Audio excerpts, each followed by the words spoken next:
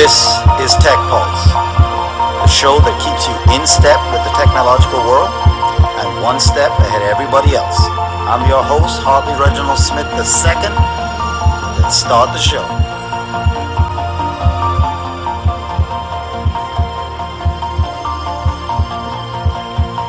What's up, everybody out there? It's another Monday, huh?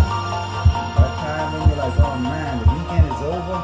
It's time to get back to reality and realize that, you gotta work for those dollars. Nothing is free. So here we are out there. This is Tech Pulse for April 8th, 2013. And we just about to head into the tech news for the day. Devin is as usual over there, keeping things running steady. And we're about to just kick it off right now. So let's go ahead and get started. We're going to get started with one of the stories that we talked about on Friday. One of the stories we talked about on Friday, as everybody knows, last Thursday, Mark Zuckerberg came out with his Facebook home I don't know if you want to call it an app. It's not really an app, or a launcher, I guess you can call it, for the Android device. And immediately, as he came out with that, there's already backlash. There's already backlash about it. And that's why we're covering it right here. There's a guy over at GigaOM. For those of you that know that that website publication, GigaOM, they deal with a lot of tech stories and stuff like that. Their name, anyone that knows giga, gigabytes, and then ohm, the unit of measure for resistance in a circuit. So here we have the guy from GigaOM. His name is Om Malik, right? And he expressed some concerns about this new Facebook, home screen. And, he is saying a lot of things that, a lot of people need to know if they're going to, download this service or get this service on their phone. And, we're gonna discuss if this is really, really warranted. His article is entitled "Why Facebook Home Bothers Me." He says it destroys any notion of privacy. Now, here's what some of the things he's talking about. Now, we already know that the Facebook Home feature, one of the things about it is that it's always running. So with it being always running, then it can eat up into your battery. But one of the things that this guy at GigaOM was talking about, Om Malik, he's saying that as we know that the app, the home launcher, it runs constantly in the background. So all the apps and different things that you would run on it gives Facebook a chance to see the type of apps you're using. Gives Facebook a chance to see what you're considering as useful in the app world. So it's going to give anyone running, it's going to give Facebook a deep insight into what's popular. And of course, they can build apps that mimic the ones that you're using in their Facebook network. And the big thing that Malik is talking about is he's saying that because the phone, most phones have a GPS, and they say the phone's GPS can send constant information back to Facebook servers telling the people where you are. So if your phone doesn't move, let's say from a particular location, let's say between 10 p.m. and 6 or 11 and 8 in the morning or whatever, then Facebook can deduce that, well, since it's sitting there, maybe that's your home location. You know what I'm saying? And Facebook will be able to pinpoint on a map where your home is, whether you share your personal address with the site or not. So, you can decide, well, I don't want anyone to know. Normally with your Facebook page, you don't have to put your address on there for people to see. But Facebook can garner this information, whether you want to do it or not. And it can start to build bigger and better profile of you, on its servers. Now, is this something that it says it can also start to correlate all of your relationships, you know, the places you go, the restaurants you frequent, the stores, you know, because if you're frequenting these things, it's going to see a pattern because the GPS information in your phone is going to constantly, because Facebook is always on, it's never off. Now, with normal apps, you know, you can close it out if you're not using it. You just close it out and the app icon is there, but the app is not being used. With Facebook Home, it's going to always be on. So if you go to a restaurant a lot, or you go to Target or whatever, wherever you go, he's saying Facebook is going to be able to get this information because your GPS, because Facebook is on and Facebook is getting information from your phone, which includes your GPS, then they will be able to pinpoint all of these things. And he is saying that this is just too much information for Facebook to have, you know? And is this article, I mean, is what he's saying, Devin, do you think what this guy is saying is warranted? I mean, Facebook is a social network as it is, right? So it's hard to talk about, in my opinion, to say, I want to be private and you're going to join a social network. You know, the fact of being social means you don't want to be private. You want people to know. So is this guy right in saying that Facebook Home is invading privacy? And matter of fact, before you answer that, they asked a couple of the how do you put it, not bigwigs, they're not security. Facebook has a social people who is in charge of that social atmosphere about, you know, publicity, and they talk with them and they ask them a few questions, and let me see if I can pull that up for the folks. And they said that does Facebook Home, this is some of the questions that was asked to the Facebook's privacy team. That's what it's called, Facebook privacy team. It consists of Aaron Egan and Michael Richter. Those are the two guys that Facebook has that deals with privacy and you know, their policy and all that type of stuff. And they asked, does Home collect, meaning Facebook Home, collect my location? And the guy said, you know, in typical legal fashion, they said Facebook Home does not use location in any way that's different from the Facebook app you already have on your Android phone. You can learn a lot about how the location works across Facebook in our data use policy and help center. So that was their answer. So to me, you're not answering the question when you say it that way. When you say does it collect it doesn't collect any information in any different way. So is that a yes or no? We don't know. You see?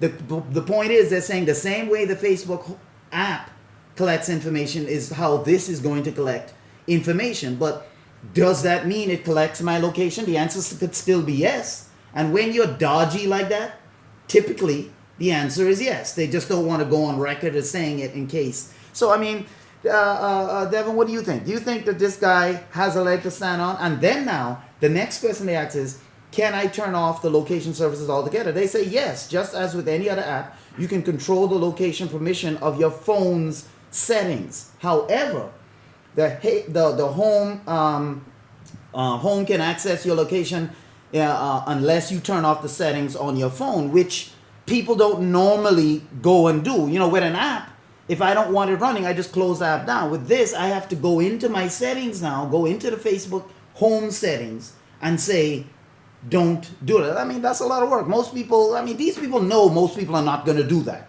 You see? Just like when they talk about, it's reminiscent of when people talk about these mail-in rebates. They know most people are not going to go through the trouble to send a receipt out. They know that. That's why they have mail-in rebates. They're not trying to give you money. And then if you don't send in just right information, in 5 weeks they tell you you didn't send in the right information. So it can take another 5 weeks for you to forget. So what do you think about that, Devin? There's a thing called risk return. Now, okay, explain that to us. So I know what the risk is. Right. But I know that there's a return. So you don't take the risk if you don't want the return. You don't go and rob a bank right. if you don't accept the risk of going to jail. Right. Or getting shot. Yeah. This guy needs a job, right? And so That's his job to criticize This people guy who needs a job. come up with new ideas Right. and new things. Right. And I respect his job. That's fine. Right. That's what he does. Right. That's what he does. But here's the problem: if he is criticizing it as if, he doesn't want Facebook to come up with ideas, and that's wrong. Right. But if he's saying might be a great idea, might be a great app, here are some of the negatives Right. to it. Just so everybody knows. So it's balanced. Yeah, Right. if he's giving information, not criticizing the app Right. necessarily, but showing both sides of the coin. Right. That Facebook is not necessarily going to, and that's why Tech Pulse is good. Tech Pulse is Right. is a kind of show and has the the idea to bring information to people who might not necessarily know it, right? Exactly. So it's fine. Right. And we know, just like you say, Facebook is a social network. Right. That's all it does. It's called Facebook, Not private book. not private book, not under the coat book, not I'm hidden book. It's called Facebook. Exactly. So you have to expect that Facebook is going to, and the people who run Facebook, going to do things along that line. Right. Bringing your face forward, Out in a social out network. in the social network. And so you have to take the necessary steps to Right. make sure that your limits are Right. not broken. And I think that's the That's key. what it is. To make sure your limits, whatever you don't want publicized, you have to take steps to minimize that. Now, Facebook does say that you can turn this thing off, but you have to go into Facebook Home, and obviously it's going to They be could under a make lot of it layers. Easier too. Say it again? They should probably make it easier for people to Right. turn it off. Right, But right. Of course, they lose some of the reason for them doing it. Right. So, but you have to be cognizant of whatever is behind whatever you're using. Whatever That's door just that you're opening. That's why we're here. And that's why we're here at Tech Pulse. We want you to know that these things exist. So if you plan later this month, because they're saying that they're going to roll it out later this month, if you plan to have Facebook Home on your Android device, for those of you that are going to be getting I a think it's Samsung there Galaxy, already. I think I saw it yesterday. that it's shipping Yeah, already. When I turned on my Android to Facebook Yeah. yesterday, I saw something which says download Facebook Home. Facebook Home to your- Okay, so they're already rolling it I out think then. it's being rolled They're out. already rolling it out. So if you're gonna download this thing, understand one, that it's going to take over your Android settings. In other words, the way your Android phone looks, it's not gonna look that way. It's gonna have Facebook on it. It's gonna constantly be running. So if your battery life, if you have an older phone and the battery doesn't charge like it used to and all of this stuff, it's gonna eat your battery. So understand that, because it's always on. That's how it was made to be. Can you particularly look into how, because there's always a workaround Right. for some of these things. Maybe we could look into how you could actually block it or stop it without going into all the layers that you need to. Right. Maybe Yeah, there's we've some- definitely got to look into that so that we can let you guys know how how best to use this app so it doesn't become a burden. Because Facebook, the information, the reason why they want these information. If you remember, last week we did a story on a company that was trying to make ads more interactive. They were talking about how ads are boring, and by using the technology in Siri, they were going to make ads interactive, which means that if an ad pops up, you can say, show me this ad, and then the ad will start, okay, yes, let me show you the ad, and how much does this cost? Well, it costs, and the ad talks back to you. The problem I express with that is that when I'm watching content online, you already don't want ads as it is, and Xing out of them, is a pretty simple. But to have an ad, and the same company that made this technology discovered that 40% of all ads that are clicked on are done so accidentally. People didn't mean to click them on, right? That's a lot of people. 40%, that's a lot of percentage. So why would I want an ad that's going to talk back to me? Now, I just can't get rid of it now, because I click on it by mistake and I'm like, ooh, I don't want it. And the ad says, but wait, I haven't shown you all my services. And I'm like, no, that's okay. Well, let me just Now I'm arguing with my phone. You know what I'm saying? I'm arguing. Nah, I mean, that making something more exciting is one thing. That will just make it more annoying. But what Facebook is trying to do, they're trying to get your information. So this is some of the things they say. They're trying to get your information because they want ads tailor-made to you. In other words, if I don't care about, Irish Spring bath soap, you know what I'm saying, because I use Ivory or whatever, then I don't want commercials dealing with Irish Spring. You know what I'm saying? So they'll get your patterns, know where you shop, they collect all this information so that the ads that are sent to you are stuff you would be interested in. You see what I'm saying? Female birth control pills. No female birth control pills to me, because why would I care? You know? So that's what some of the things they're saying they're working on, and where these things are good ideas. You know, I mean, if you're gonna have to have ads, at least have ads that's tailor-made to what I would be interested in. You see? So I agree with Devin in this. I mean, Facebook Home is it's really something for the serious Facebook fan, in my opinion. If you're not a Facebook fan, if you're someone that just dabbles in social networks or whatnot, or your Facebook page hasn't been updated since 1998, type of thing, then this wouldn't be the app. Well, not even app, but like I said, launcher for you. You know what I'm saying?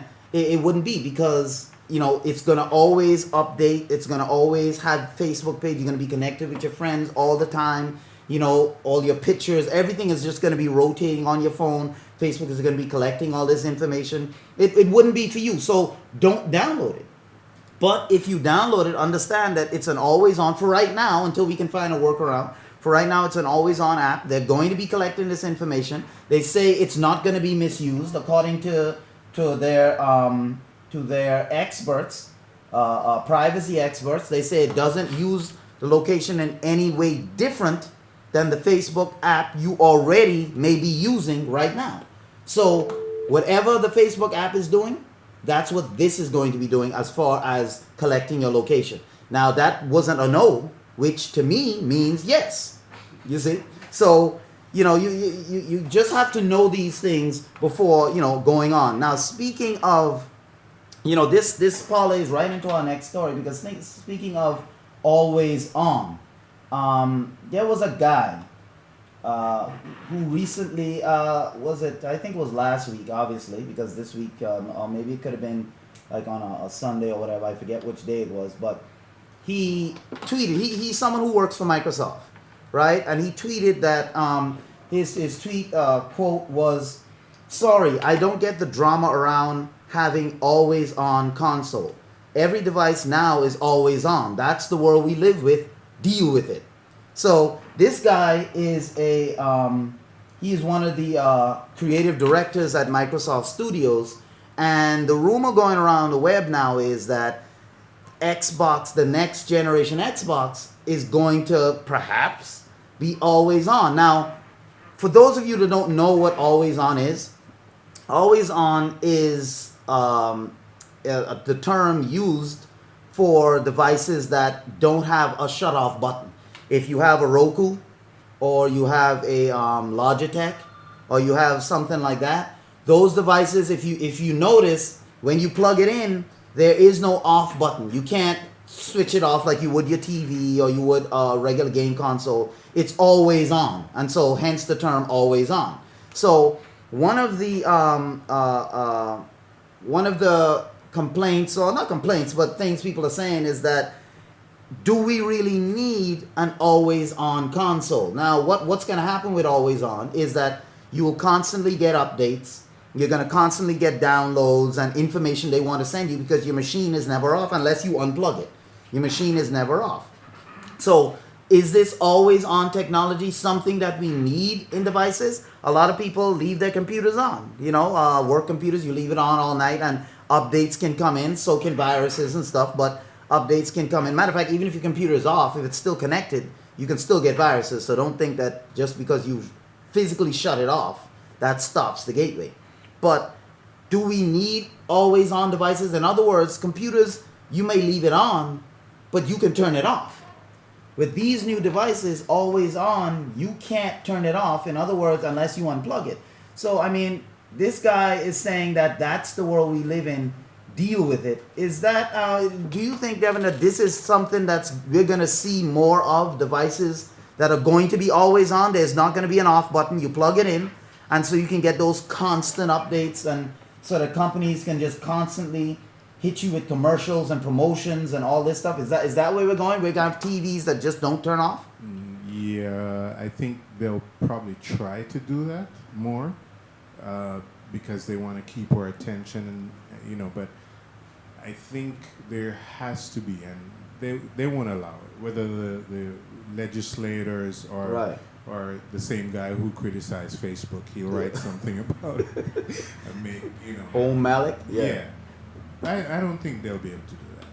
You don't think they'll be able to do something that's even though, because Roku and those internet stream, Apple TV, they all have it. They're always on. You don't always have to watch it. Right. Eventually, if you don't do anything, a screensaver pops up and stuff like that. Right. But they don't turn off. There will be a gateway to them.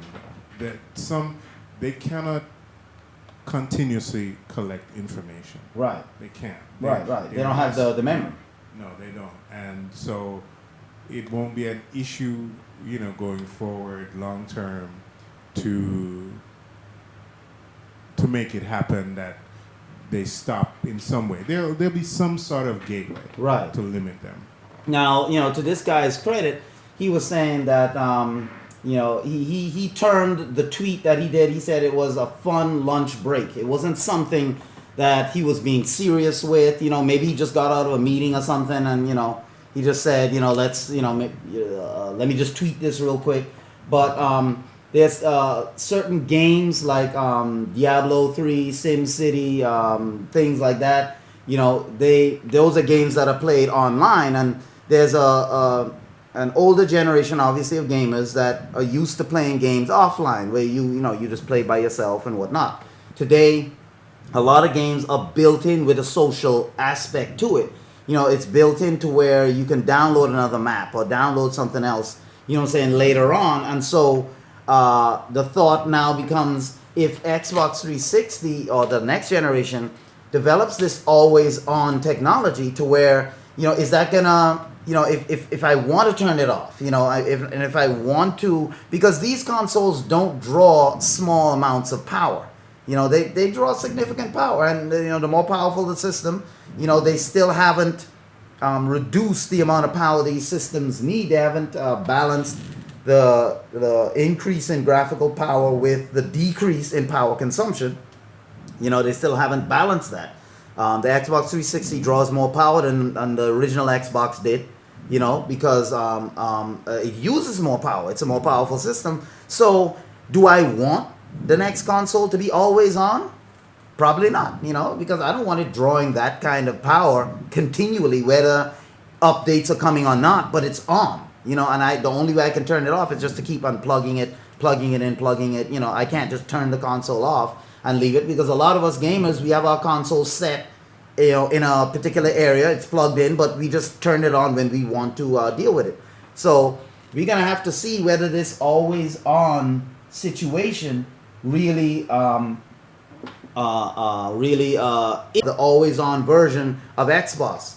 And he has now switched his Twitter account to private so that his tweets won't be, because he's saying that he didn't mean for everybody to read that and to think, because he is one of Microsoft's creative director in their studios, you don't want them to think that the next Xbox is guaranteed always on or whatnot. But a lot of people are saying, just like me, if this next Xbox is going to draw, more power than the original, no, well, not the original, but the one we have now, the 360, I don't want that always on. And that's something that people are saying that they're not happy, even with the possibility that this is something that could be. So we have to wait and see if this guy is, if what he is saying is going to come true, or what he is saying is just, for right now, just speculation, or is it just something that he might have said, but he didn't really mean it to come out. Like he said, he didn't really mean it to come out the way it sounded, you see. And he also said that... go ahead. No. I was just saying, oops. That's basically what he said. Exactly. He said, because one of the things he also said, one of the Twitter users, Alex Wells, who appears to have voiced concerns about fans who might be able to enjoy the feature, he said that those people should definitely get with the times and the internet. He tweeted, he said, it's awesome. And then Ortho added that I want every device to be always on. So when you say stuff like that, then people are going to be, because it has to do with how these machines are built. They're not built cheaply when it comes to power. They're built to perform. It's like a Ferrari. A Ferrari is built for speed, not gas mileage. So if you buy a Ferrari, you're not expecting that I'm going to get 30 miles to the gallon. You're not expecting that. You're expecting that when you turn it on, you drop 2 gallons right there. You know what I'm saying? But the idea of it is the performance. However, if the Ferrari is the only car that's manufactured, then drivers will say, okay, bring out something that can be gas efficient too. Don't just give me this device or this car that's always just going to drop 2 gallons when I turn it on, or if I press the gas, 4 gallons drop right there. Give me a choice. So what people are saying is that it's not that the always on is bad in some cases, like a Roku that doesn't draw a lot of power. Logitech doesn't draw a lot of power. You won't even notice on your bill if you turn these things off. That's how little power they draw, especially when they're in idle mode and stuff like that. So that's fine. But a big machine like the 360, a big machine like the PlayStation 3, you have that thing always on. Nah, man, your power bill will notice a difference at the end of the month. You are going to notice you have that thing always on. So Welcome to Gaslight. exactly. So let's hope that this story is just something that is not is not real. Now we were talking about privacy being an issue as far as Facebook. Well, another big company called Google. Google is always in the news. Google is always doing something, but this time, I think Google is really standing up for the little guy, because a story came out in on Bloomberg that Google, it says Google fights the U.S. national security probe data demand. In other words, the U.S., the United States national security. Well, let me give you a bit of background before I go into that. Obviously, one of the largest search engines in the world, Google, they challenged a demand by the U.S. government for privacy user information in the national security probe, according to a court filing that happened recently. So what it is that the government had issued over 300,000 national security letters since 2000. And these letters instructed the businesses that they sent them to that they had to fork over certain personal information about that those companies' users had, so their customers. Google said that the report would affect more than 1,000 of its account holders. So Google fought back and said, it said that we're not going to release this information. And according to Bloomberg, it says this appears to be the first time that a major communications company is pushing back after getting the so-called national security letter. And the challenge comes 3 weeks after the federal judge in San Francisco ruled that those letters that were sent out without a warrant were unconstitutional. So Google is saying that we're not going to release personal information just because you want it. There has to be some reason out of the U.S. national security is saying that, they're doing these things, to keep up on anti-terrorist threats and all this type of stuff. But without a warrant, the courts had already ruled that it's unconstitutional.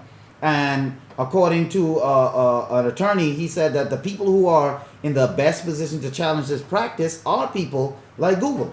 And he said so far no one has really stood up for the users, but it looks like Google is doing this. Devin, in a story like this, where the U.S. government is saying that they have to collect certain information to keep America safe, they're going to periodically need companies, whether it's Google or smaller companies like Pulse Media here, and our subscribers that we have, they're saying that they can send you a letter and say that we need the personal information of your database. We need that. And according to a court in San Francisco, this didn't go to the Supreme Court, but a court in San Francisco said that without a warrant, it's unconstitutional for the government to ask you to turn over information that was deemed private when the people signed up. What do you think about Google's stance on this?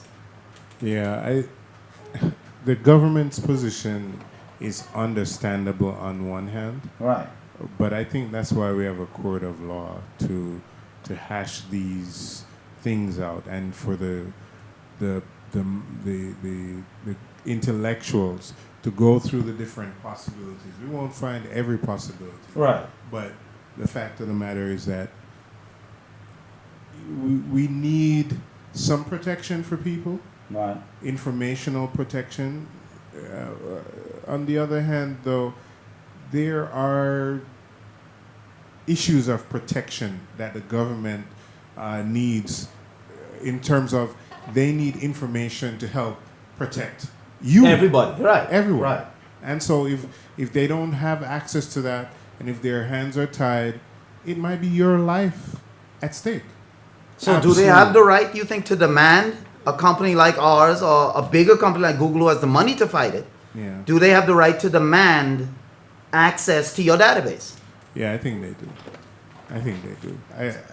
I mean, I understand the issues with it. Yeah. Because there's abuse. Right. And there are people that can sometimes get their hands on the stuff. But keep your life clean.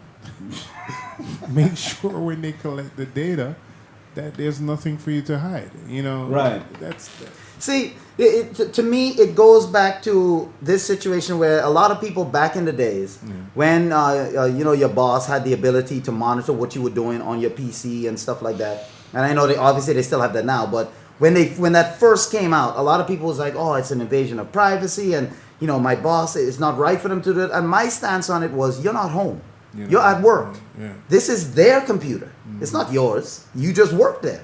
So if they want to monitor what's happening on their hardware, their system, they have every right to do it. So keep it clean. Just don't do anything you're not supposed to do, and you should be fine. The people that another Facebook situation.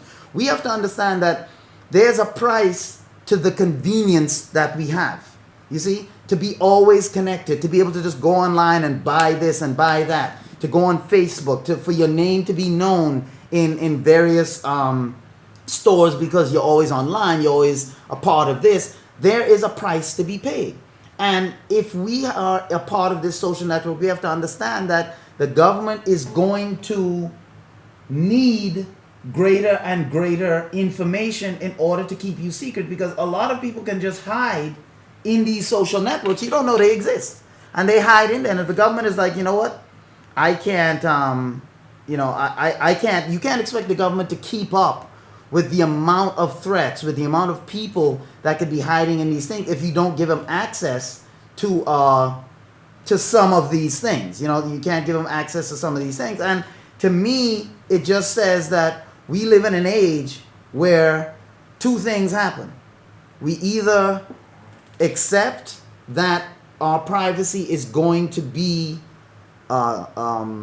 delved into more by governments, by different people, or we stop being so social. We cut down on all these things and go do it like it used to be back in the 50s, where if someone needed to get a hold of you, they had to call your home phone, and if you weren't there, you weren't there. You see, these things come at a price. So convenience comes at a price. You don't get convenience for free.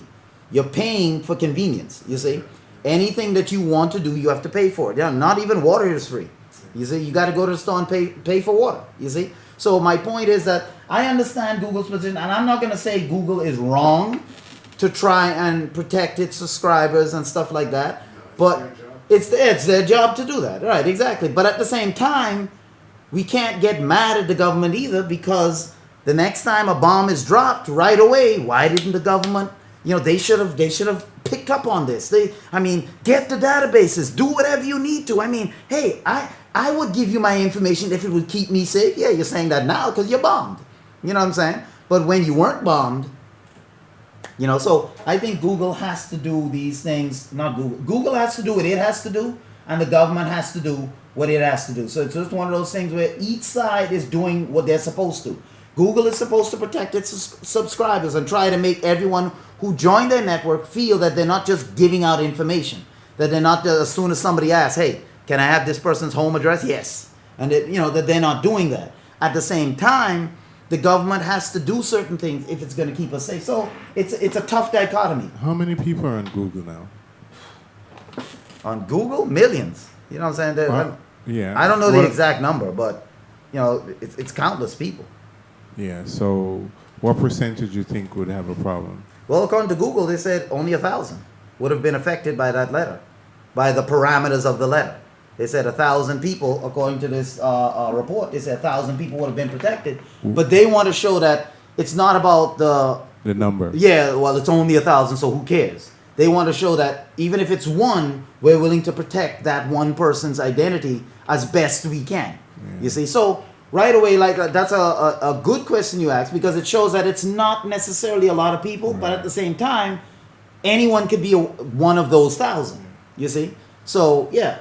So it's not a lot of people, but Google is doing its part. And speaking of security, the reason why that story is interesting is because last week the feds were trying to they were trying to, I guess, I don't know if they were trying to conduct surveillance or they were in the process of doing it, but they released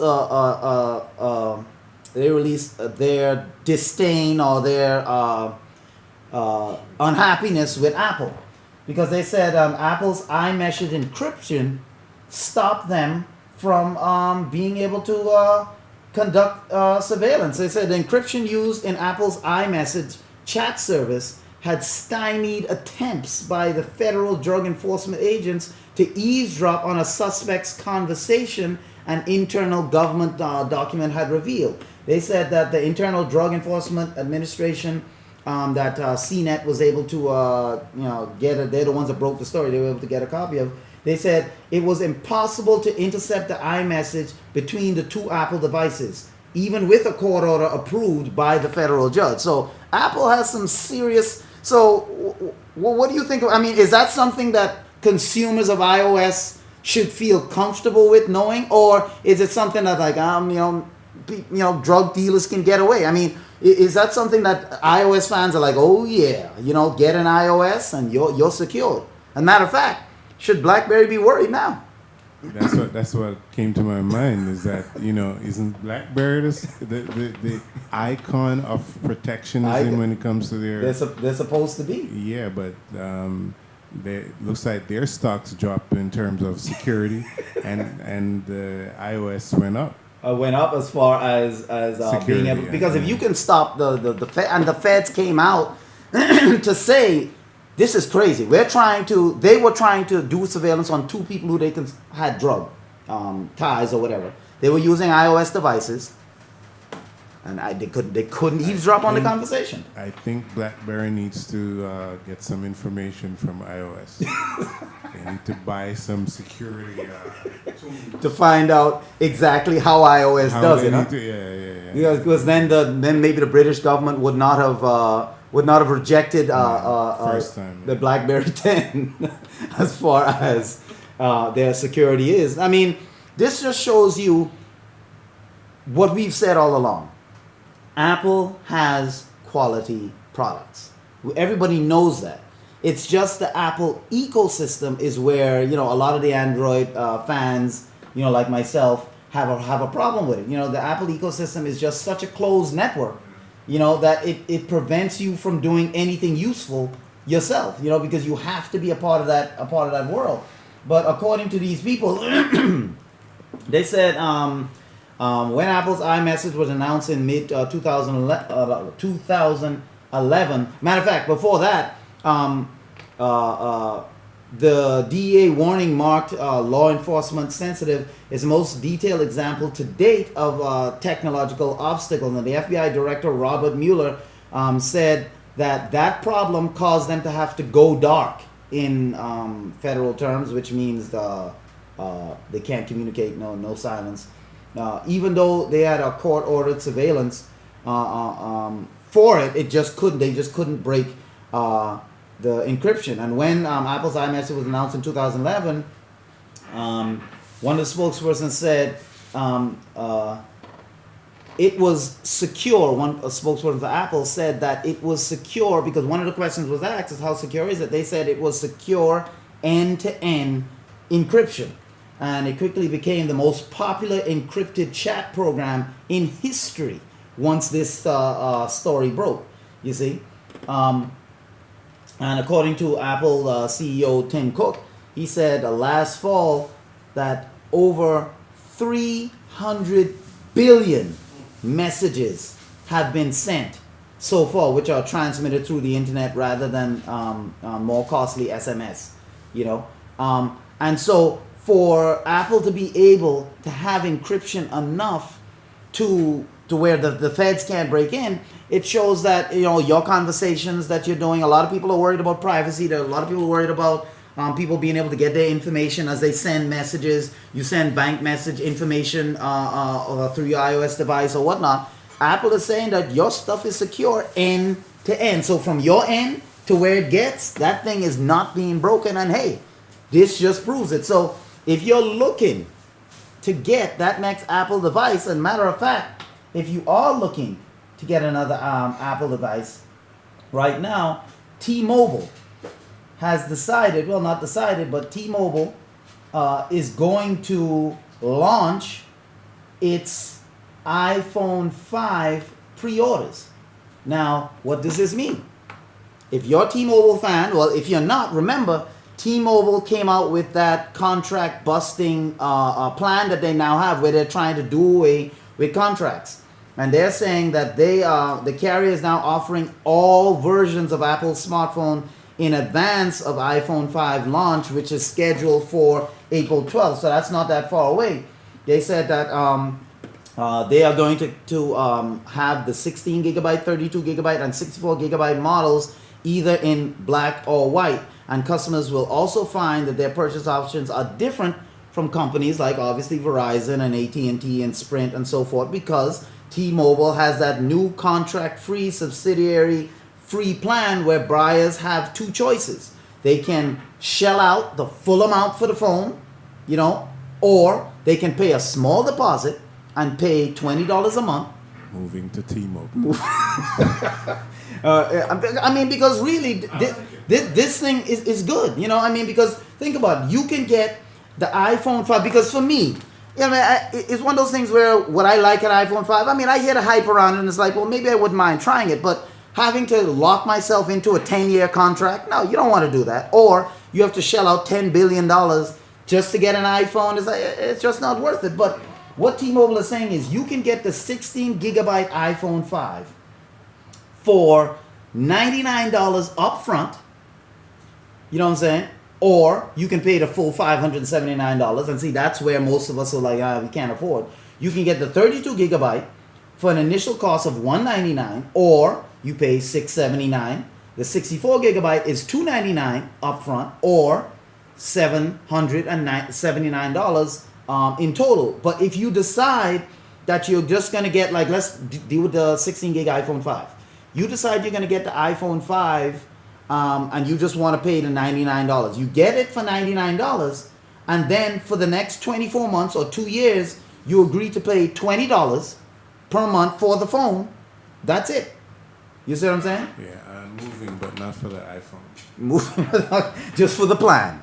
Just for the plan. Just for the plan. Want my Note. Is that the GS4? The GS4 or the Samsung Galaxy Note. You say you want the Note 2 or you want the GS4? I gotta look at. I mean, which one is the one that's the larger? Yeah. The larger one is the Note.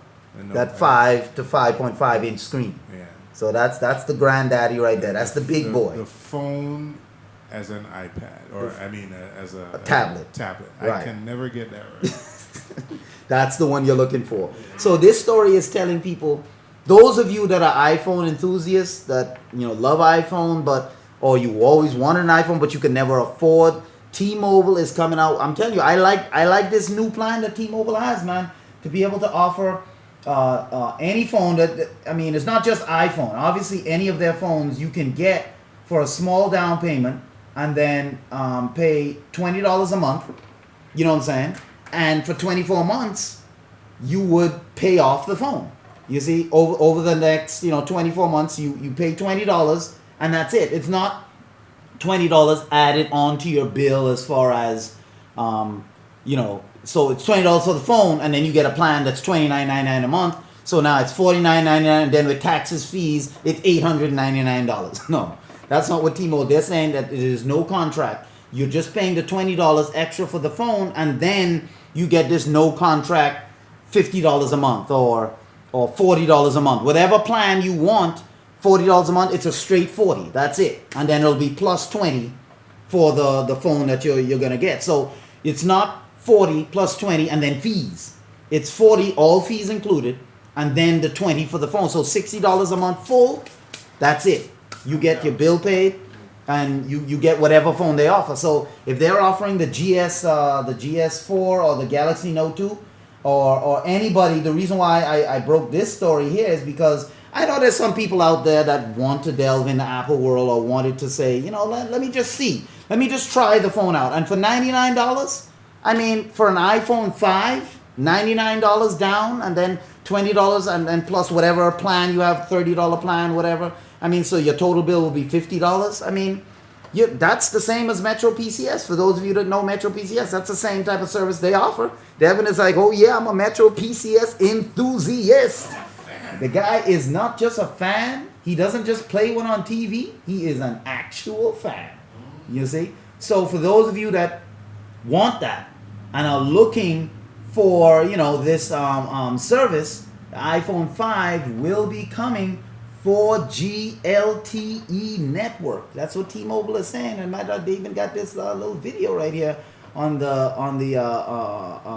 site.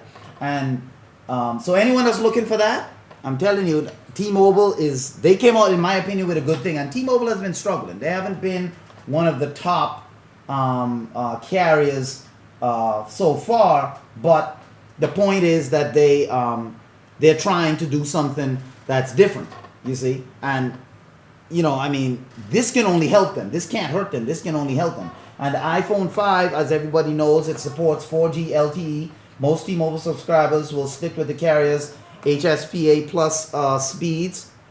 They said that T-Mobile's 4G LTE really just got off the ground last month, so it hasn't been in action, big time, because they just switched over to LTE network. As you know, they used to use the HSPA plus network, and they switched over to LTE, and the speeds they're saying should be comparable. And they're debuting in 7 markets across the country. The company has revealed plans to expand its LTE network to more than 100 million people by the end of 2013 and over 200 million by the end of the year, by the middle of this year, and then 200 million by the end of this year. So people who get the iPhone 5 are not going to be shortchanged when it comes to that 4G LTE speed. Because a lot of carriers, and this is something that a lot of you who may not know about technology, don't get caught up in the 4G LTE. Don't get caught up in that, because just because your phone can handle it doesn't mean you have the service available in your area. So you might get an iPhone 5, right? And they say T-Mobile is rolling it out. Now, where they're rolling it out, we don't know. You have to find out if you have 4G LTE in your area. So I could get iPhone 5 in this cable, and I'm thinking, oh man, I'm downloading 4G. No, you're not. Not if you don't have the capability. If it's not in your area, you have the capability. It's like having a car with no gas. You have the capability of driving somewhere, but you don't have what you need to actually drive. Would be nice. Exactly. So before you rush out and say, oh man, I got to get the iPhone 5. I've been looking to upgrade to 4G LTE. Make sure that it's in your area before you run out and get it. Because if it's not in your area and you run out and get it, and you think you're downloading, you might think that, oh man, I'm downloading, this is as fast as 4G is? Well, what's going on? Because maybe you don't have 4G. Maybe in your area, you still only have 3G speeds. So this is something that's good. It's even tempting, to me to say, man, let me try the iPhone 5. Let's see what's up with that. You get Siri, you get all this different stuff. I mean, with this type of plan, $50 a month, I mean, this is something that could go big. I think it's really going to help T-Mobile. But what I'm saying is, if you don't have 4G in your area, then, and that's the reason you're getting this phone, then hold off. Find out if T-Mobile, matter of fact, when you go to the T-Mobile store, you just ask them, is 4G available in this area? Or the area that maybe you're not in the area you're buying the phone. Maybe you're not there. Like maybe I'm in Miami today, and I'm in a T-Mobile store. I want to pick up an iPhone 5, but I live in Gainesville or whatever. So I would ask them, is 4G LTE available in Gainesville, Florida? Because I'm just down here on vacation or whatever. Is it available? And if they tell you yes, then you can use the 4G. If no, understand it could be coming. So what you're doing is getting something for the future, and you're just going to use the iPhone 5 for now. But the 4G, you won't be able to access the 4G speeds yet for it. Let me play you this video that T-Mobile has going about their 4G, and then we'll move on, to our next big story. All right, let's cue this bad boy up. Okay, it's looking good. All right, let's go ahead, just so people out there can see. Oh, sorry about that. So you can see what T-Mobile. Just a little advertisement right there. Well, that's for the Microsoft Surface. Full ad right there from Microsoft. But right, we're gonna see what T-Mobile has to offer, and then we're getting sound on that. Yep, sound is going good. Surface Pro. Now let's see what the people at T-Mobile have to say. Hey guys, this is Brian Bennett for CNET.com, and right now we are at T-Mobile's launch event for their new network, and part of the whole launch process here is the announcement of the new iPhone 5, specifically branded for T-Mobile's network, and it will also operate on T-Mobile's 4G LTE network, which was just kicked off today. So as you can tell, we have the iPhone 5 here, and we have the speed test app running. It's running on 4G LTE, so it's true 4G mobile broadband, and as you can tell, it's clocking some pretty fast speeds. We're looking at about 20 or even above 20 megabits per second. So for downloads, that's pretty fast. And it will go on sale very soon for only $99 for your first payment. As expected, you won't have to sign a 2-year contract. Basically, you just have to pay for the phone in installments. So there you have it, folks. The first look at the iPhone 5 on T-Mobile's 4G LTE network. I'm Brian Bennett for CNET.com. Not bad, not bad. And also remember, with that iMessage encryption, it even stopped the federal government. So, you're going to be secure work in different if ways. You're using With the right solutions, iOS you can keep them device. all So up for and people running. that are looking to get iOS, and people that are looking to get into that world, and T-Mobile is offering you a cheap way of getting into that world without having to break the bank. I mean, if you had to buy an iPhone 5, regular price, 16 gigabyte, that thing would set you back $579 retail, or you might be able to get it for $99 with a 2-year contract, you see? So you're stuck for 2 years. This one, there's no contract. You get it for $99, $20 a month, then you're good to go. So let's take a quick break here and thank one of our sponsors that I think, we all should be trying to do right now. And as you know, if you've been watching Tech Pulse, you know that we have really endorsed eating healthy. As a matter of fact, the healthier you are, the clearer your mind, Devin is right there with a healthy cup of something right now. The guy's just chilling, you know what I'm saying? And when you're healthy, your mind is clearer, You feel better. You know, you're more energetic throughout the day. And where can you get those healthy products? You can get them right here at Ultimate Organics. Healthy living today.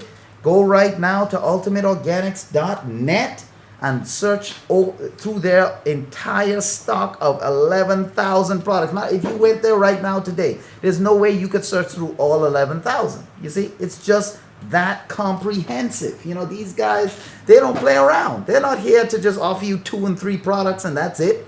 And then, you know, that's all they ever have. No, over 11,000 products these people have in stock, ready to ship. I'm telling you. And it's from everything from home decor, baby products, makeup, lotions, skincare, dog food, pet food, regular human food, you know, snacks, condiments, I mean, you name it, flour, you know, rice, everything, soups, you know, for those of you that like soup, teas, natural herbal teas with not all the stimulants and everything in it. You just want to sit back at the end of a hard day with some chamomile tea when the breeze is blowing at your pool while the sun is setting. That's the place to get that nice herbal blend. You see, blends that you just don't find in your local stores because they can't carry all of these products because they don't have the room, they don't have the space. But at ultimateorganics.net, they have huge warehouse access that stores all of these products ready to ship. So run to the people at ultimateorganics.net, and we want to thank them for their participation and sponsorship of Tech Pulse. Now, as we move in to our next story, one of the things that we have been talking about, and we talked about this one, and this is a kind of a, I guess you could say a feel-good kind of story. We talked about this story, Devin, a while back. And if you remember, Google had a service, you know, Frommer's, and this service, you know, this was the one where they sold their print version travel guides. You know, like New York on $5 a day, or Italy on $30 a day, or whatever it is. They sold those travel guides in print form. And they weren't getting much. They weren't getting much business from it. They're still going to keep the online component, but the printed version, Google says, you know, we just got to shut it down. Well, recently, Arthur Frommer's, the guy who created the Frommer's brand, they reached an agreement with Google to buy back Frommer's.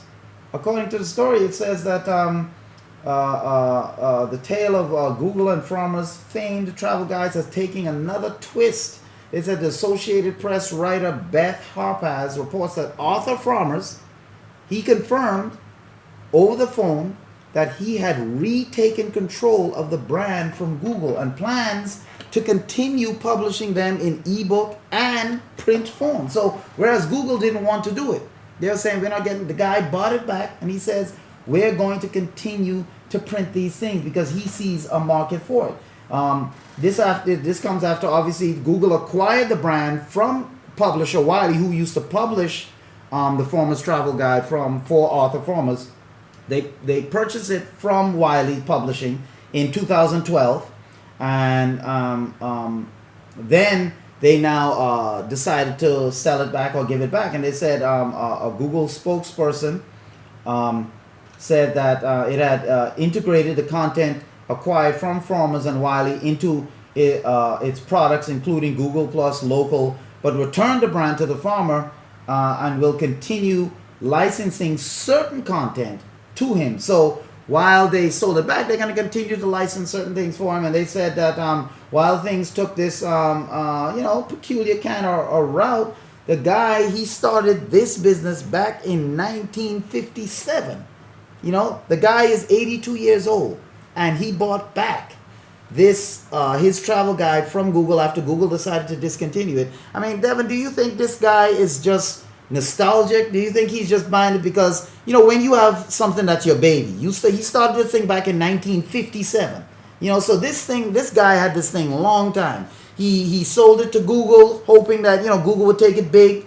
Google bought in 2012, didn't really do much with it, obviously.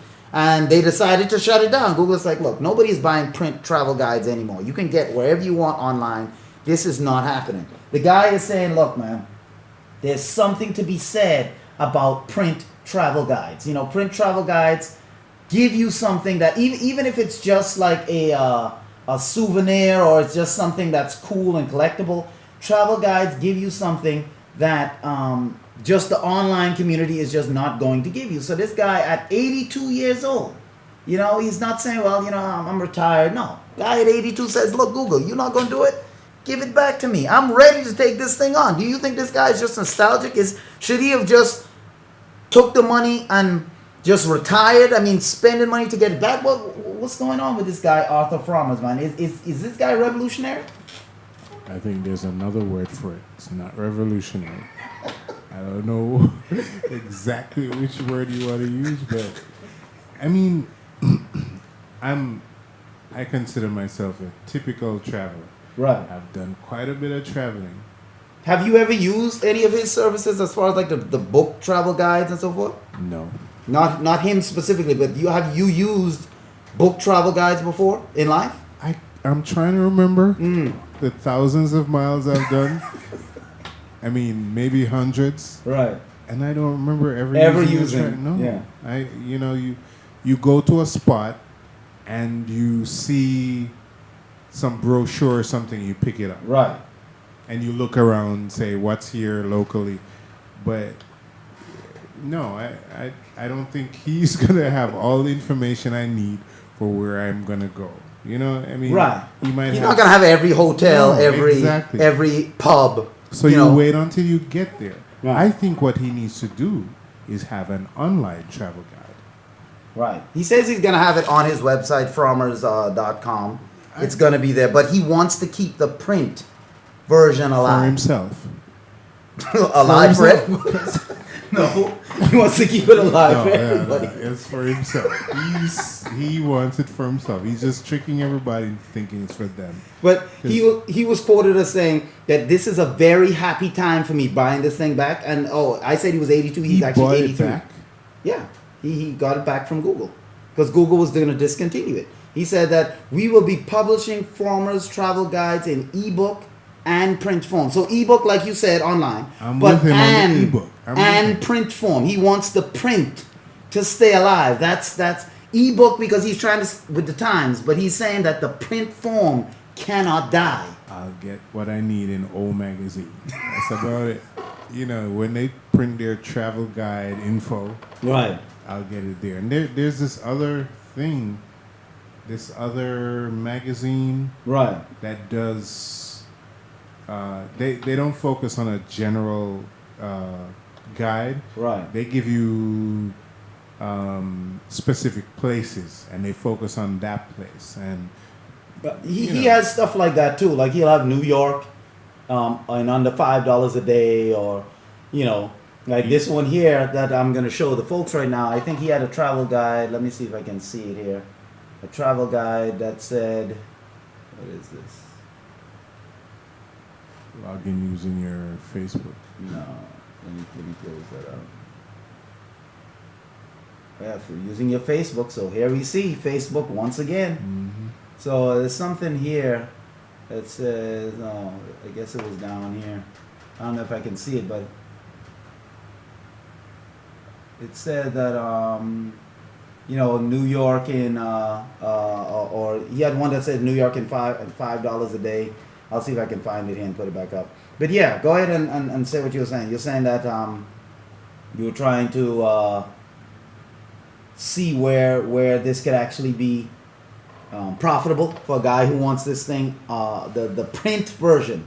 He's saying the print version is, he started in 1957 with Europe on $5 a day. In 1950, that was his first travel guide. I remember, Yeah, so he takes, like you say, like a place and tries to, deal with it that way. But, I mean, in today's world, maybe back in 1957, you could do Europe in $5 a day, but I don't think you can really have a print version unless you plan on having an encyclopedia, come out for people to buy. It doesn't make sense to me. And my bet is on the e-version, Right. not the printed version. Not the print version. So you think he's just keeping with this print version It's just for sentimental. nostalgic? It's sentimental. Sentimental, yeah. That's all.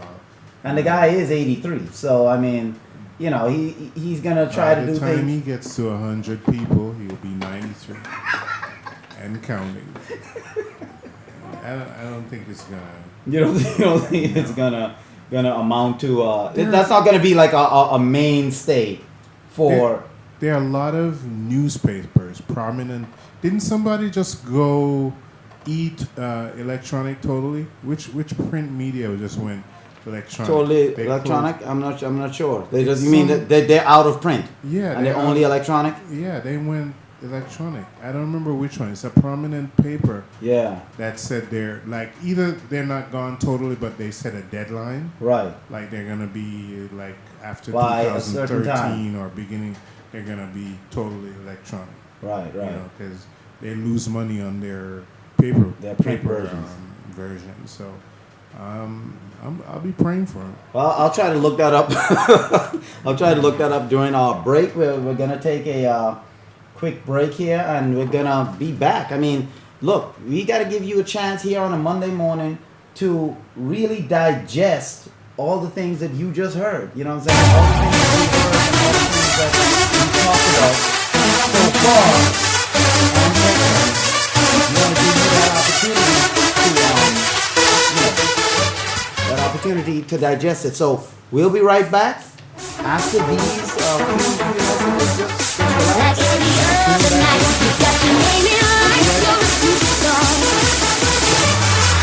relax.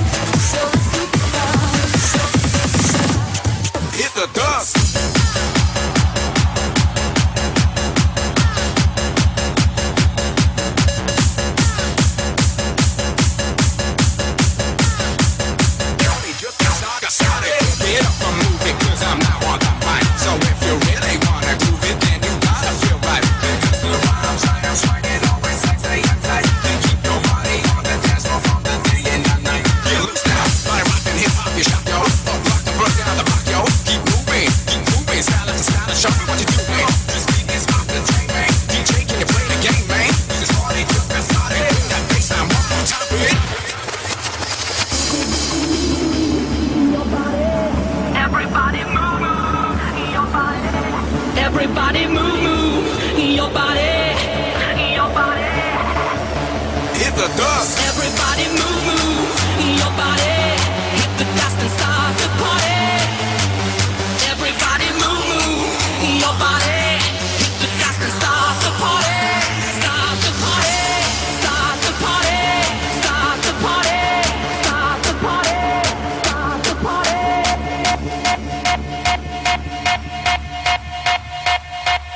Hit the dust.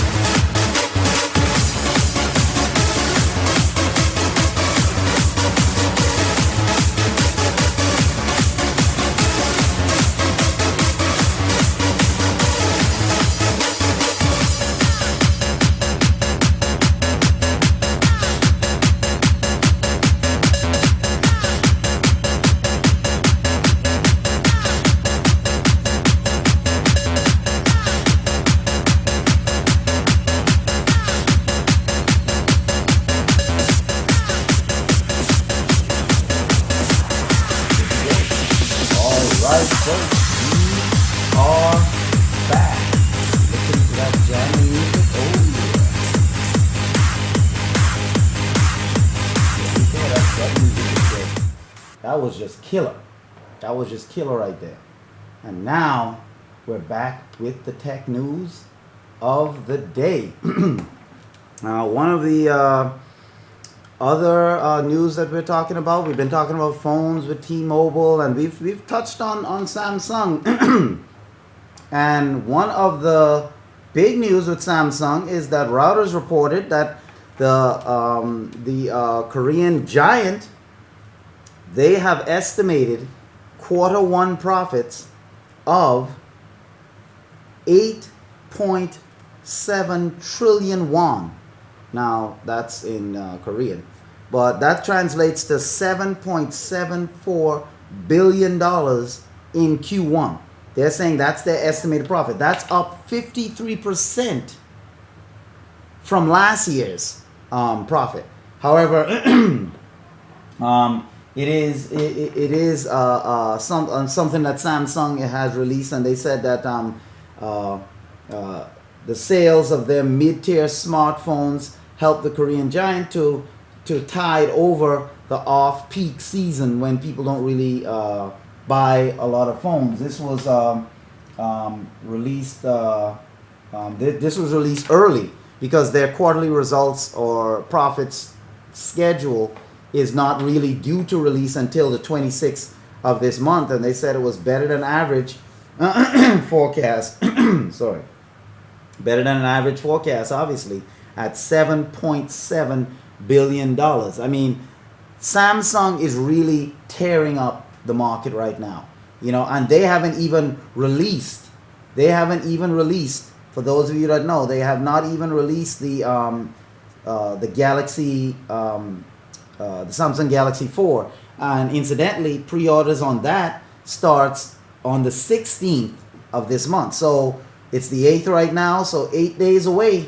For those of you that have been counting or wondering when is the GS4 coming, the GS4 is going to start April 16th. That's when pre-orders start. You're not going to get your hands on it, but they're starting to take pre-orders on April 16th. So you can start pre-ordering your phone if you want it on April 16th right away. But for right now, the reports are saying that Samsung has that quarterly profit for just this, obviously this year. Their quarterly profits have shot up to $7.7 billion for just in this quarter. Devin, do you think that Samsung is on an unstoppable path? I mean, have they just taken over? When we talk about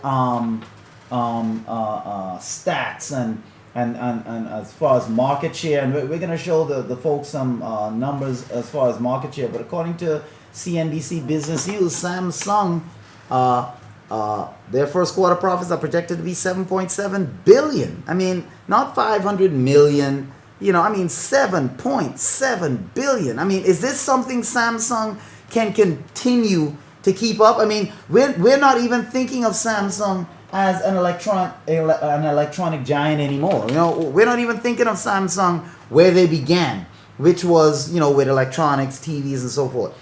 Now Samsung they're on this not roller coaster, but they're on this ride, this wave with their phones. Ever since the GS1 first came out, they're on this wave with their phones.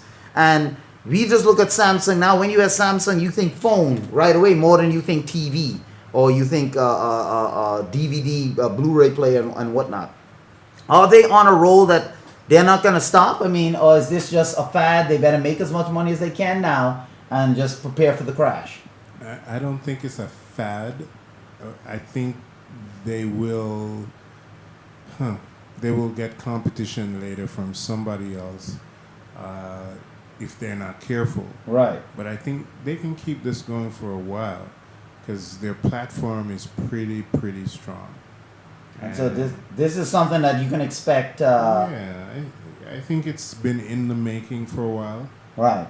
And it was just a matter before the big bulge that iOS has or had kind of get pushed back on. Right. And I think now it's Samsung's time. And I think the only risk I see is on iOS side. Right. I think they're the ones that are in real trouble. But right now, Samsung is in a good position because Very good position. they not only are their quarterly results up, I mean, from last year, but I mean, they are creating one of the things that has become a phenomenon in terms of the GS4s, because I think their only hurdle now is being able to stay not just competitive but stay innovative. You know what I'm saying? And don't get in that, because they're not in the position that Apple is, as far as Apple is its own brand to where people like that ecosystem. Samsung has a phone that's in the Android ecosystem. So they just have one phone that's good in the Android ecosystem. So if they're not careful, like you just said, someone could move to another phone easily. With Apple, they don't have any other competition in their ecosystem. You know, so as long as iOS stays the way that it's always been, iOS will be fine. Samsung is good, but they have to remember to stay innovative, because there are other phones like HTC that has been good in the past. They're not doing much now, but they have been good in the past, that could easily steal their thunder if they become complacent. Yeah, but I keep going back to Microsoft and how they stole the market in terms of home computers and non-professional computers. That was because they were compatible with so many things. They were plug and play. You could put anything with a Microsoft computer. You could build it up, break it down. I think Apple paint themselves into a corner with good technology on certain level, but not integratable. Right. Too, With other too things. Isolated, too independent, too, and too static too. Right. Because as a let's call me a developer or a creator. I need stuff that I can work with, that I can, that has flexibility. If there's no flexibility, I'm done. Right. And so because we're doing so many different things. Doing so many different things, need the integration, need to be able to apply it on different levels. With Apple and iOS, you're pretty much stuck with what they give you. And that's it. You're stuck in that ecosystem. Yeah. And that's what Samsung has to... They have to keep that versatility, even though they're on the Android platform, but make sure that their phone has that versatility, continues to have that innovation. And according to a report that was made by Counterpoint Research, they said or estimated that Samsung sold about 25 million phones each month of 2013. They say that the total exceeding 70 million in the first quarter, selling 25 million phones a month. That's just crazy. You know what I'm saying? I mean, Samsung is just on they're just on a tear. You know, I mean, the fourth quarter of 2012, the entire fourth quarter of 2012, they sold 63 million phones. Now, in the first quarter of 2013, they've already sold, over 70 million. So, Samsung is definitely on. Yeah, they're on an incredible. Roll. But you just have to wait and see if they can keep going. And if the Samsung Galaxy S4 is any indication, I mean, they are coming to play. They just have to continue to don't water the market down with phones so quickly. Yeah. Don't make the mistake. I hope they learn from BlackBerry, and not a month after you come out with your first two phones in years, you say, oh, we're going to come out with a flagship phone at the end of the quarter. Have you ever heard any commentary about that? Are people talking about that issue that BlackBerry came out with that announcement? Yeah, people are saying that BlackBerry is doing it wrong. They're saying that the consensus is that if BlackBerry wants to get on top, they're clearly not marketing the way they should if they want to get back on top. Because to announce that you have a flagship phone coming later, only a month after you made a big deal about the Q10 and the Z10 phones being your go-to phones for everybody, doesn't make sense. 6 months down the road, 7 months down the road, in October, then you can say, oh, by the way, in 2 months, we're going to have another flagship phone. But that sounds like somebody walking into a car dealership, and buying the car, and they hype the car and everything, and you make that final payment, And you say yes. Let me take the car. And as soon as you write the check, they go, by the way, we're coming out with a new car next week. And it's going to be our flagship And car. it's going to be our flagship. The Right. best thing we've ever done. After they sold you for Yeah, after 10 they did a hours. big presentation Yeah, big and present sold you. how good this car is. Right. They come out and say, oh, by the way, this car is going to be obsolete, you know what I'm saying, come the end of the year. Yeah. You know, I mean, you just don't, you shoot yourself in the foot. But now that we're talking about, because we were just talking about how Apple becoming complacent and whatnot, I mean, clearly the folks at Apple don't seem to think that, you know, that they're really doing anything that they don't seem to be hurting. Let's just put it that way. Because according to a report by Technical, they reported that Apple's new campus, they're calling it. Now this design was originally Steve Jobs' idea. They said one of the last major projects presented by the former CEO Steve Jobs, Apple is now reportedly trying to cut at least $1 billion off the cost of its new spaceship campus, which will require a little more work and resources to build than originally thought. Now, here is what it costs to build the spaceship. They have budgeted $5 billion to build their new home headquarters. 5 billion, not 5 million or 500 million. $5 billion to build their new home that they want to build. They said Jobs had originally presented the plans for a UFO-like campus building in Cupertino City to the Cupertino City Council in 2011. The company continued towards approval with feedback from the community throughout 2012. The 2.8 million square foot ring-shaped building was mapped out to have many of the same amenities as the original campus at one infinite loop, including a restaurant, fitness center, but the general public won't be able to visit this building. As grand as it is, only Apple employees are allowed. Do you think that, I mean, Apple is their head in the game right here, Devin? Do they need a $5 billion? Matter of fact, if I'm not mistaken, that's more money than the rebuilding of the World Trade Center. $5 billion they're spending on a 2.8 million square foot facility that's only going to be open to the employees. I mean, if you're going to build something that grand, wouldn't you think that, you know, maybe some tours or something to help offset the cost? But no, this building is going to be exclusive. The idea was to move into the new campus by the end of 2013, and Tim Cook said that during February's shareholder meeting that the move-in date had to be pushed back to 2016 because, you know, they're trying to shave some money off this thing. I mean, is it? They said that's because the cost has gone from less than $3 billion, you know, because cost inflation goes up. It's gone from less than $3 billion to nearly $5 billion, citing 5 separate unnamed sources familiar with the project. If their consensus estimate is accurate, Apple's expansion would eclipse the $3.9 billion that was spent to rebuild the World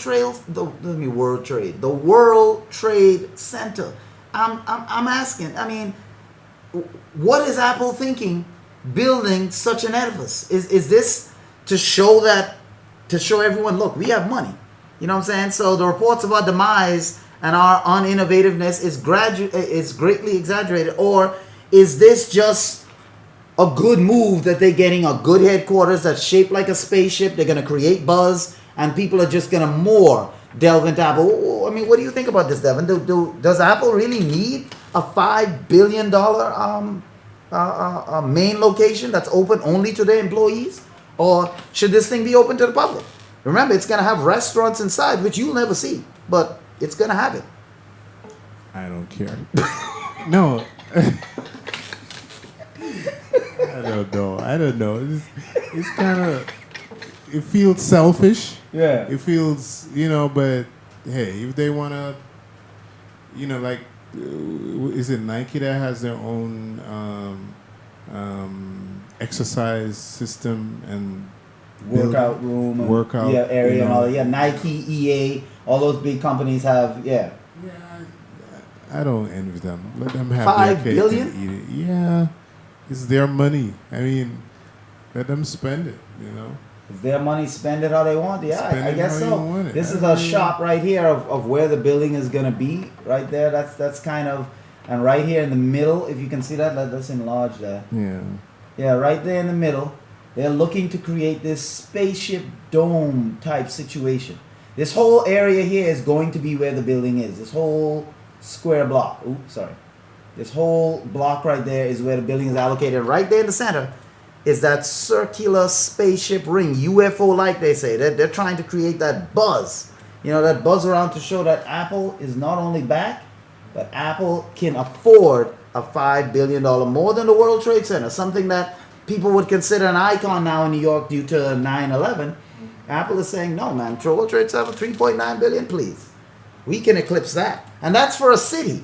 The World Trade Center is for matter of fact, not just for New York City, but you know, everyone who comes there can enjoy it and see what's happening with it. This is just for Apple employees. So my thought on this when I saw this story is that yes, you know, it's Apple's money, yes, you know, but it's one of those things where, you know, when a company like Apple going up against Samsung and going up against, you know, the rest of the Android market, and how Apple has lost some of the market share that they used to have and stuff like that, expenses like this, even though Steve Jobs was different. With him at the helm, remember the next two iPhone designs that Apple has in the kitty was done by Steve Jobs. So the iPhone 6 and the iPhone 7, not the 5S and the 6S. Those are just slight upgrades to the whatever iteration it is. So the iPhone 4S was a slight upgrade to the iPhone 4.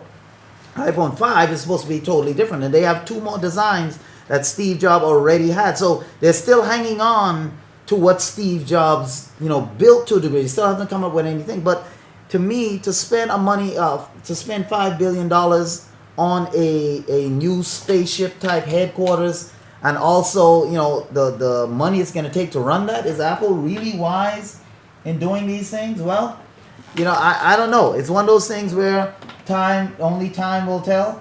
You know, only time will tell. But for right now, when we look at Apple, it's not that they're slacking off as far as trying to compete and trying to make money, because another report came in that Apple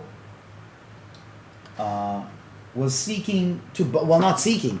Apple is close to signing a deal for Apple's iRadio that could be better, they're saying, according to CNET. They could be better. It could be better than Pandora. They say Apple is close to a deal with two major music labels to bring to life its streaming music service iRadio, which could pay labels, you know, pay music labels better than Pandora does. They say that much has been made of it. You know, saying Apple is trying to squeeze the labels on the terms, and the deals do have Apple paying labels a per stream rate that's about half of what Pandora pays. But according to CNET, they learned that the planned music service would offer new revenue streams as well. So even though they're only going to pay half as much as Pandora to these labels, they're offering certain royalties that Pandora isn't offering, which gives the labels the potential to make much more money than they would if they stayed with Pandora. They say that includes a quick way for consumers to buy the songs they hear, potentially boosting download sales from iTunes, as well as revenue share of new audio apps Apple is planning to add to the free service, according to sources. The products would be tied to iTunes, of course, and available on various on all mobile devices. Spokesperson from Apple, they declined to comment, but they're saying that Apple could sign deals with both Warner Music and Universal Music Group within the next few weeks. Both people caution that the deals have not yet been made and could still fall apart. In addition, Apple still needs to get Sony Music Group on board as well as different music publishers. So do you think that if Apple is able to sign all these people, because everybody knows Pandora, everybody loves how Pandora integrates the music. In other words, you can create, people who use Pandora know how it works. If you have a song by Britney Spears, you can create a Britney Spears channel to where they'll go out and find all music that sounds like Britney Spears, that has the same vibe, and you can put it right there. So if you like Britney Spears, you can listen to all the different artists out there that have the same kind of music that Britney Spears has. If you like Kenny G, you can create a Kenny G channel where you have Kenny G, and then it'll find all different music that is like Kenny G. So if you like that and you just love that kind of music, you just don't want to play one Kenny G album, but you want to play all kind of music like that. And so people like that functionality. Labels that have signed on to Pandora pay a fixed rate per stream rate. Apple now is saying that they're going to pay, that they're offering about half of what Pandora pays these labels. They're offering those labels half of what Pandora plays plus royalties. So the labels will have the potential to make more than they did with Pandora, because it's going to deal with, they're going to get paid for like each time the song is downloaded, you know, saying how many, you know, like popularity. If one song is popular one week, they get more. So all of these different streams, Apple is saying, is going to factor into, we're going to pay you half plus these streams. Pandora just pays a flat rate and that's it. Do you think Apple can kick into Pandora's market? I mean, Pandora is going pretty well. Do you think this is a good move by Apple? I mean, their iTunes brand, everybody knows iTunes. A lot of people use iTunes. You know, is this going to be enough to get the people who don't really use iTunes on board to get an Apple device or to have it downloaded onto their computer? No. I don't think so. But so even if Apple gets Time Warner Music, Universal, and Sony, the three biggest, when we talk about, because those are where most of the record deals, unless you're independent, are coming from. You think even if they get those guys on board, it's not going to be a blow to Pandora? When those guys are going to say, well, when our contract is up with Pandora, I don't know, I'm just going to sign again with Apple. Yeah, I mean, it will affect Pandora, but I think there has to be some caveat, because Pandora brings so much to the table in terms of functionality. Yeah. And which is what you've been talking about as far as what people want. Yeah. They want that functionality. Yeah, I think people are very keen on functionality. Right.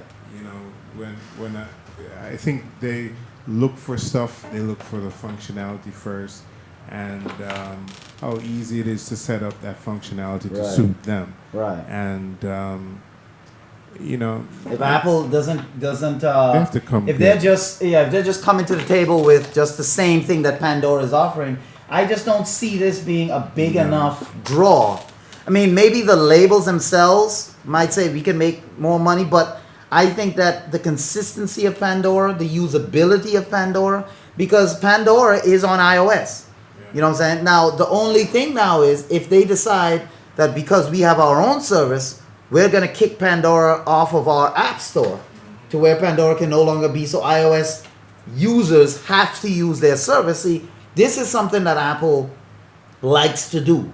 When they get a market, then they like to eliminate the competition, at least from their ecosystem.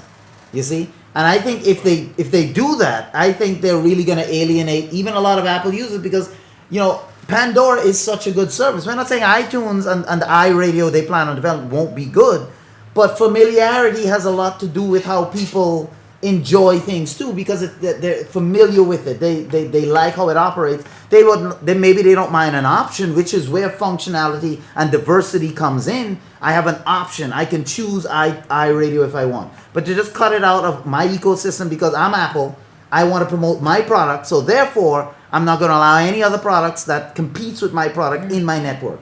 At a just think they're doing such a dangerous thing by, Right. being isolationists. Right.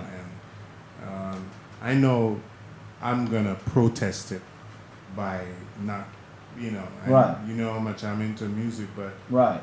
no, I'm not gonna buy that. But you would stick with Pandora before you switch over to Definitely. And so I mean I think that's really really the that's really to me the that's gonna make or break the system.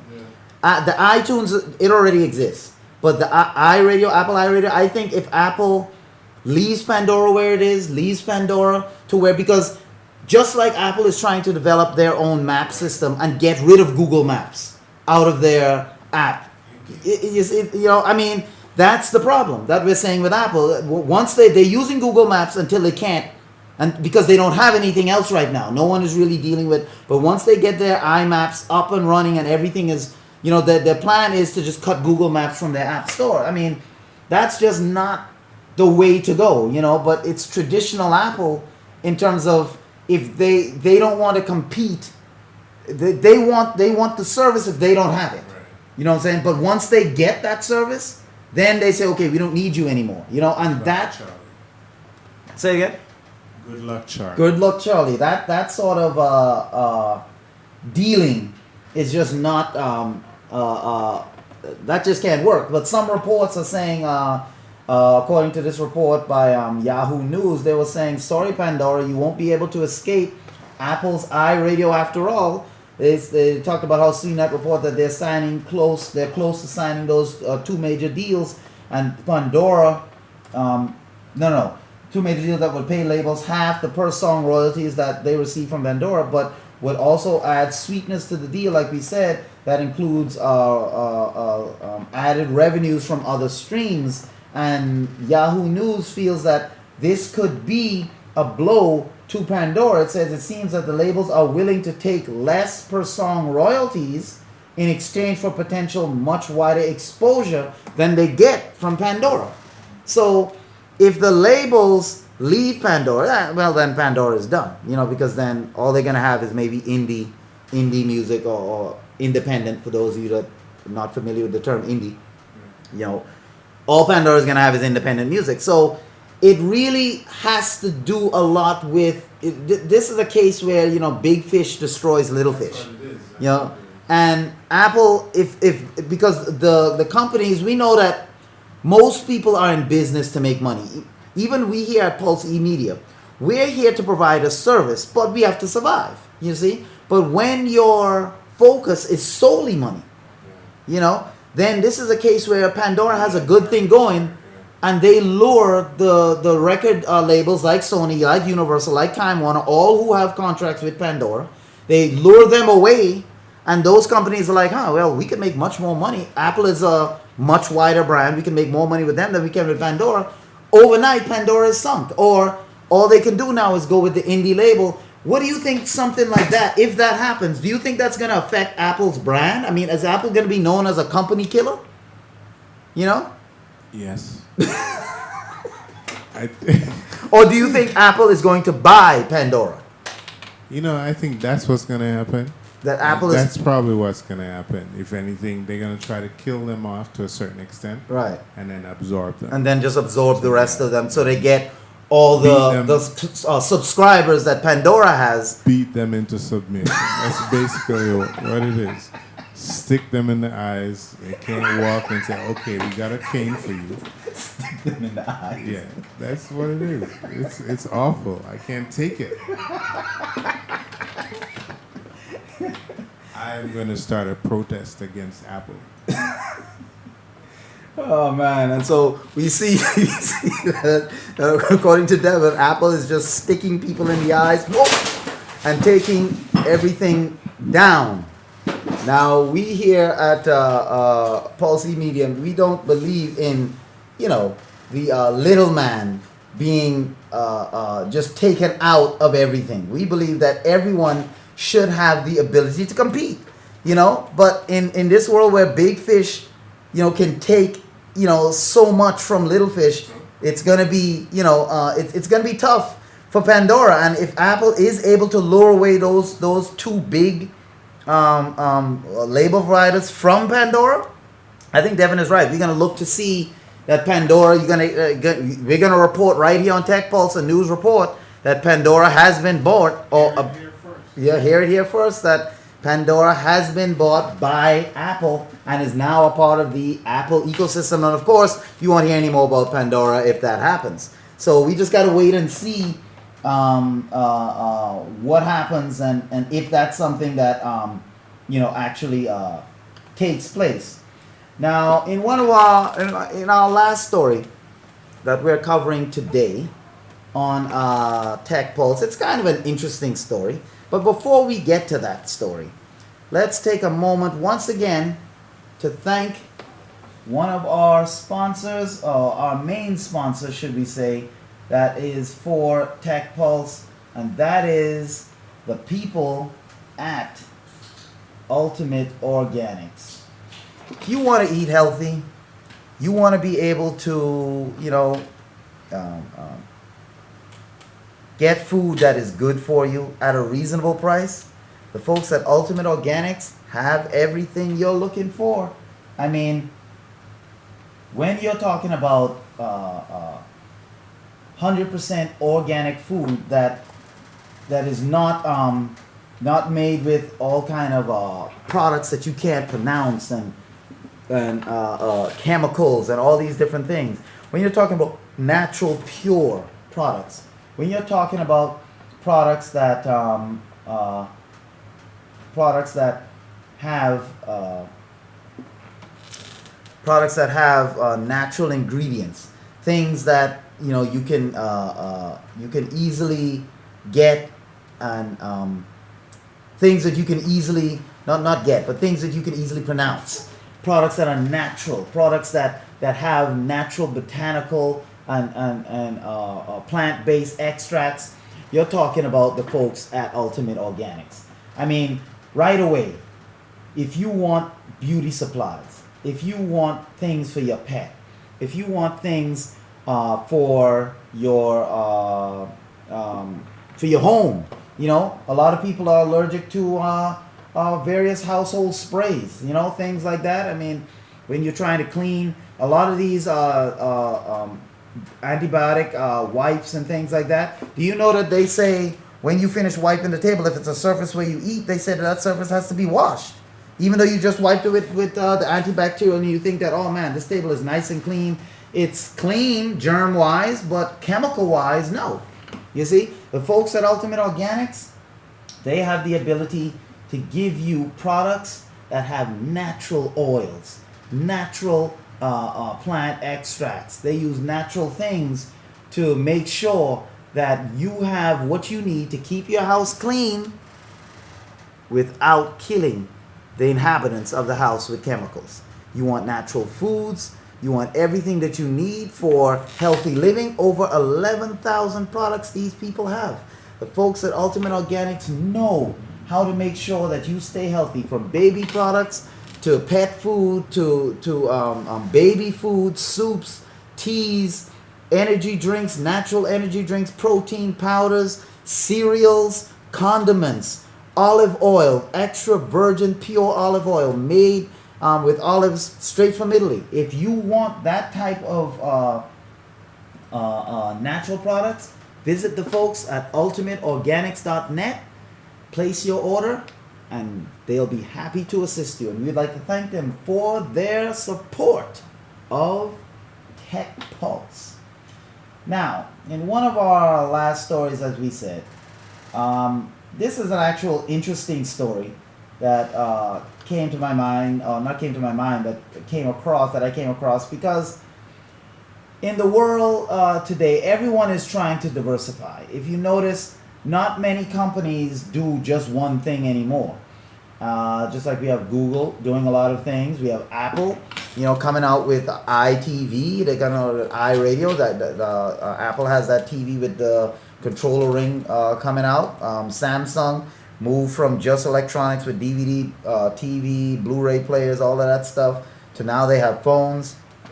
Now we're hearing that EA For those of you that know EA, EA is Electronic Arts. They are a gaming giant. They have made some of the best games on every platform in terms of from when it was with the Genesis. They had they're the producers of the Madden series. For those that don't know Madden, then I don't know where you've been living, but John Madden, the NFL football series, they're the creators of that. They've made so many other big titles, you know, from Genesis days right on up till now. So they are a giant in the video gaming industry, big giant. They now are saying that from the reports we're hearing from GameBeat, they're saying that they are building an app for music sharing and photos. Now, yeah, that's right. Electronic Arts they've stretched beyond their roots, you know, as a gaming publisher by creating a social networking app for sharing music and photos. They said it has nothing to do with games at all. View, which is what they're calling the app, is a free mobile app that EA has released on iPhone and iPad in Canada and Australia. It's not here in the US yet, but you know it's coming. They say you can share your life to music in an instant with friends. You know what I'm saying? So whether you're sharing your life or whatever it is to music, in an instant with friends or relatives on the app's own social network where life meets music, as they say. This is what EA is quoted as saying, life meets music. You can find songs for your photos on the music services such as radio and Spotify. You can create living shows, share them with friends, add text, pin Google Maps to them, throw in special effects. If you make changes to your photos stored on Facebook, those changes instantly show up in your views, because views is what they're calling this app. You know what I'm saying? Now, obviously, this is a a strange diversification from their origins, you know. But regardless, it looks like this is an interesting app. Most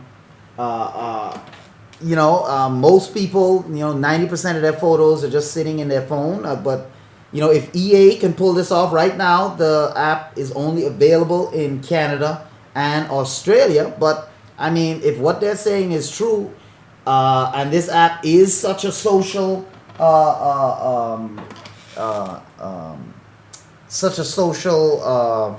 what's the word I'm looking for?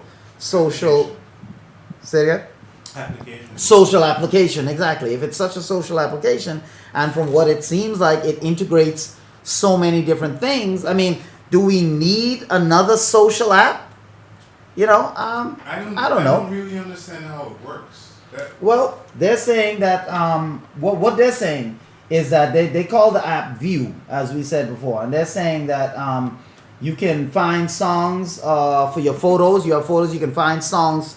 You have songs for your photos or music for your photos on Spotify and different things like that. You can create living shows, share them with your friends. You can add text to them. You can pin them to Google Maps. You can throw in special effects to your photos. What special effects? They haven't really specified, but you can put special effects. So let's say I have a picture of me on the beach. I can add beach type music to it.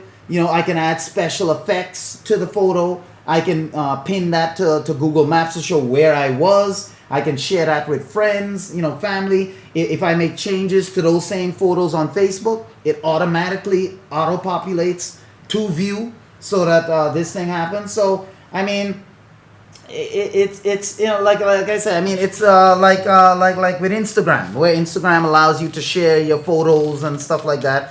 But, maybe a little bit, a little with a little twist to it.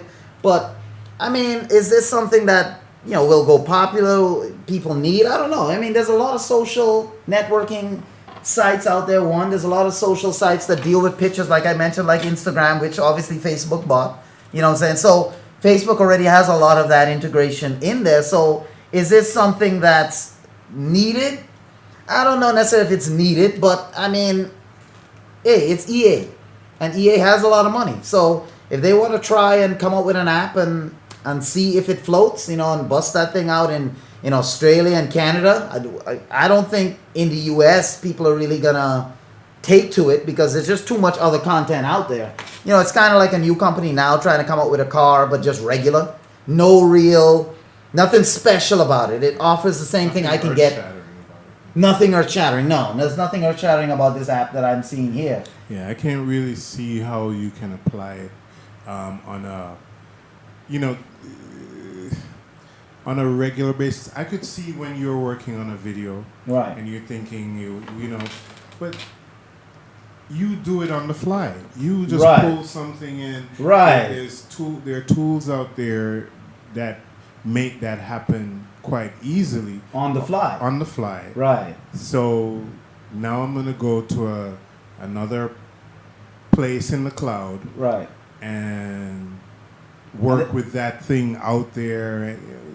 And they're saying it's a free app, so it's not gonna cost you anything to use this app. It's out there free. You can use it, but I mean, it's just like I say, it's an app that doesn't have anything really standoutish about it. Nothing to make me say, "Oh man, let me try it." Even free.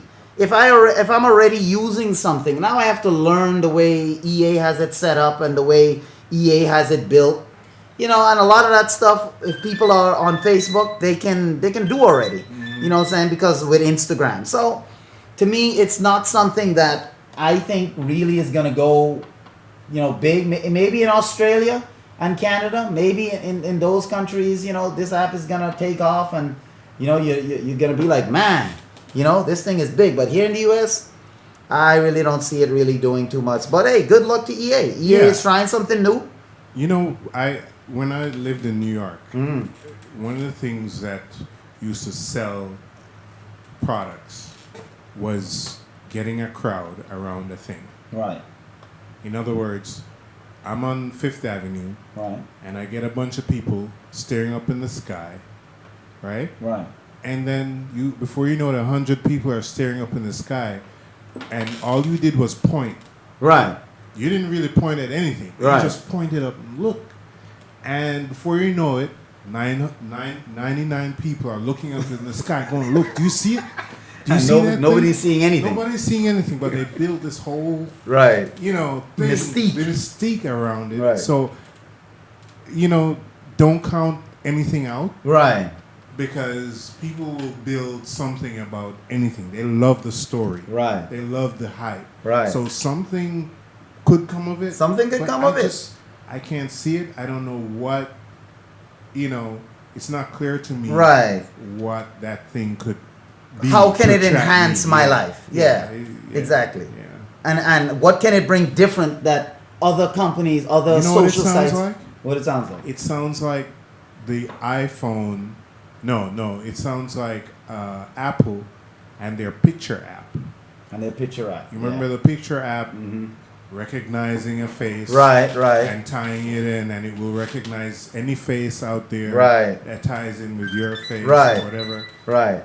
That's the same way. It was another, just another tool, just not Apple. Just like a checklist. Yeah, okay, check. Yeah. You know what I'm saying? We have that. So we have to see what EA is. I mean, hey, like Devin said, if this thing, you never know, it could take off. And maybe next time on Tech Pulse, you'll hear us report that EA's app came from Australia and Canada and took the US by storm. And we are using it. And we at Pulse Media and Tech Pulse are using it. So that's all we have time for today. It's been another packed show where we had all kind of things here for your perusal and for your entertainment. We'd like to thank you for watching and joining us here on Tech Pulse. We'll see you tomorrow, and we're going to have more stories, more things dealing with the technological world. So until then, thanks for joining us, and we'll see you next time.